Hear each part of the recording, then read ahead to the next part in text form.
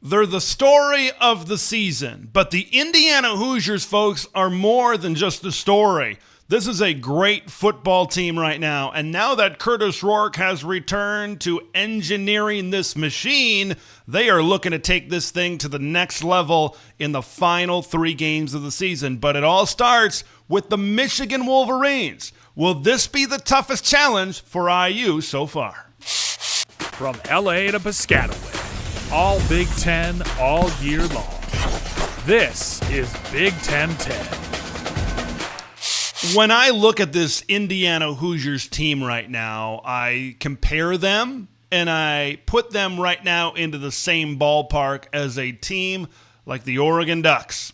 And if you want to be compared to one team out there right now in college football, it's that team out west in Eugene, Oregon. Now, I'm not saying Indiana is at the depth and the talent level of an Oregon right now. I think Oregon is maybe on a little bit of a different scale, certainly, when it comes to that. But there are some similarities. There is likeness between the two programs right now, and I think these things are why these programs are so successful right now. It all starts with the quarterback position. Both teams brought in transfers that were ultra experienced, that were ultra smart, that had seen a lot of football. Of course, it was Dillon Gabriel for Oregon, and for the Indiana Hoosiers, it's Curtis Rourke. And Curtis Rourke is so big into engineering this team and for them to be able to reach the heights that they've been able to reach so far this season. So an experienced quarterback, we've seen it play out over the last few years. If you've got a high-level guy that's seen a lot of football, you're going to have a lot of success, certainly. And they can kill you with the quick passing game, right? You saw it last year with Oregon and Bo Nix and that Will Stein offense. You've seen it with Dillon Gabriel this season, and then you've seen it with Indiana. This is certainly a team that is balanced like Oregon, that can run the football, that can hit you down the field, but they can kill you if teams come at you with a pass rush, like Michigan is going to have to do in this game, right?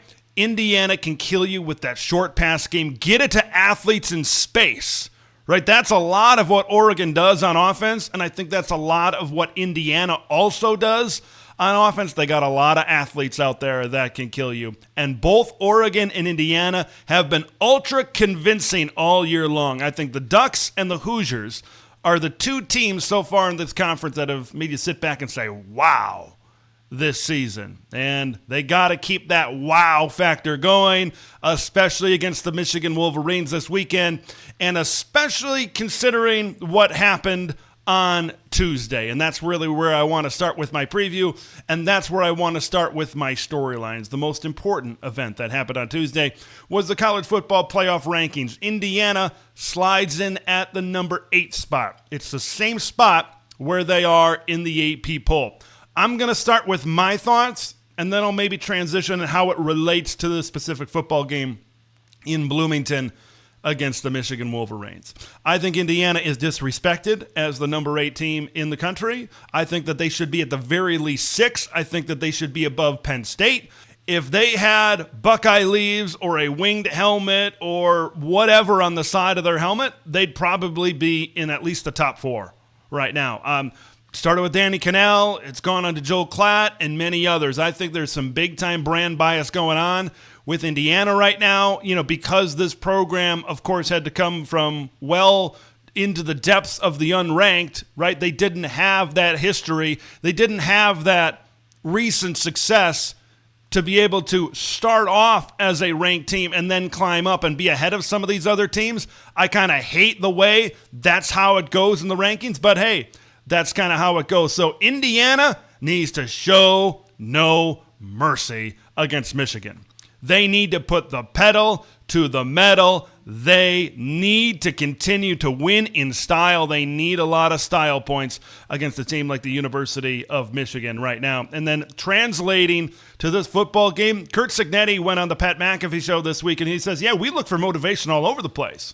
We want to continue to stay motivated as a football team. And, he kind of comes from that Nick Saban tree. So he is going to find each and every little thing to continue to keep his team motivated, to try to keep his team level-headed right now.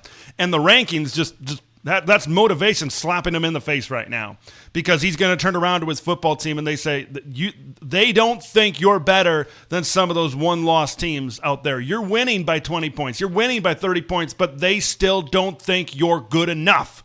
And I think that's going to motivate this Indiana team to continue flying high like they have been so far this season. Now, so you take that motivation, and then how do they translate that? You have what Curt Cignetti is going to do in the locker room to get these guys ready to go and keep these guys ready to go.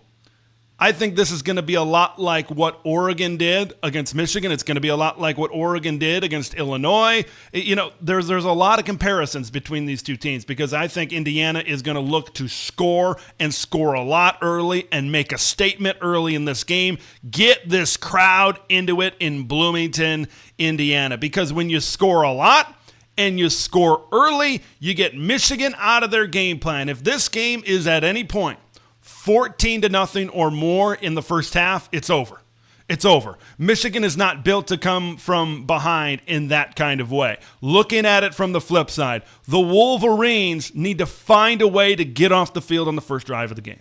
They need to find a way to not get their defense gassed throughout this game. Michigan needs to be able to execute their design game plan, and the Wolverines cannot execute said game plan if they are getting behind by that much early. It forces them to play a little bit differently and play the way that, to be honest with you, they don't want to play. I know that their passing offense is a little bit better as of late, but still, this is a team that wants to run the football. They want to ground and pound. More on that in just a little bit. But let's talk about that Michigan passing offense a little bit, because I think for Michigan to remain in this game for a long period of time, it's going to have to be the Colston Loveland show again. Now, Colston Loveland kept them in that football game last week. Right? Now, it was never in doubt. Oregon was always going to win that football game in Ann Arbor, but Colston Loveland kept Michigan hanging around. 7 catches, 112 yards last week against the Oregon Ducks, and Colston Loveland needs to be that guy again. What have we found out about the Wolverines this season? Their guys on the perimeter are not going to get open. Their guys on the perimeter are not going to be playmakers. They're not going to stretch the field. It's going to be Colston Loveland. And if you're Indiana, you need to clue in on him. If you're Indiana, you know, hey, if we take away 18 in maize and blue, we're going to win the football game. It's as simple as that. And for Michigan to be able to pull this upset, to be able to hang with Indiana, you need to slow the tempo first of all, and then Colston Loveland needs to have a big game. Like, that's kind of the thing about Michigan, and it's been this way all season long. They have a very narrow window. They have a small margin of error to be able to be competitive and to win some of these football games. Running the football, slowing the tempo, shortening the game, working the tight end pass game, and getting Colston Loveland in matchup mismatches. That's the formula for the Michigan Wolverines, certainly, in this game. Let's finish up with the run game. Because for both teams, it's a tale and an adage as old as time. It's running the football and stopping the run. Indiana, let's start first with them on defense. This is an IU run defense that is the best in the Big Ten. They are giving up the least yards on the ground this season. They are giving up 72.6 yards per game. But I will say this.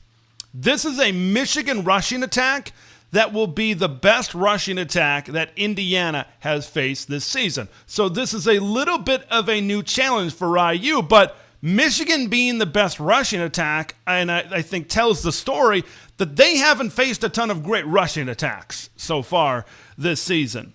Michigan is 8th in the Big Ten in rushing.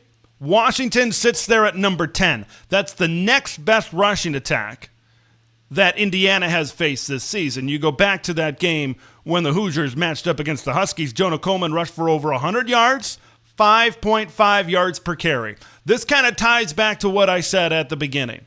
You need to slow the tempo and you need to shorten the game. This is a game where Michigan, obviously, right, it's their MO, it's their mantra. They need to be able to smash. They need to be able to run the football. They need to be able to, because I think that's going to open up things and make things certainly easier in the passing game against Indiana. They need to be able to do that. I think it's going to be a challenge. A lot of credit goes to Mikhail Kamara. He's doing great coming off the edge and getting onto the other side of the line of scrimmage, creating sacks, creating TFLs in the run game as well.